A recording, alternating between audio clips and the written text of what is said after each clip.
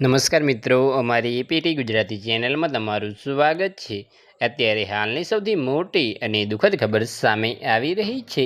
આસારામની વચગાળાના જામીન મળ્યા। તો આની વિગતવાર વાત કરવામાં આવે તો તમને જણાવી દઈએ મિત્રો કે રાજસ્થાન હાઈકોર્ટ બળાત્કારના કેસમાં આજીવન કેદની સજા ભોગવી રહેલા આસારામને મોટી રાહત આપી છે।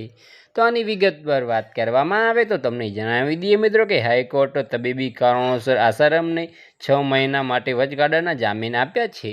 તો આની વિગતવાર વાત કરવામાં આવે તો તમને જણાવી દઈએ મિત્રો કે આ કેસની સુનાવણી કરી રહેલા કાર્યકારી મુખ્ય ન્યાયાધીશ સંજીવ પ્રકાશ શર્માની આગેવાની હેઠળની ડિવિઝન બેન્ચે આસારામને વચગાળાના જામીન આપ્યા છે। તો આની વિગતવાર વાત કરવામાં આવે તો તમને જણાવી દઈએ મિત્રો કે હાલમાં આસારામને એક ખાનગી હોસ્પિટલમાં સારવાર હેઠળ છે। તો બસ આજ માટે આટલું જ, અને અમારી યુટ્યુબ ચેનલ પર નવા હોય તો લાઇક, શેર અને સબસ્ક્રાઈબ કરી દેજો। ધન્યવાદ।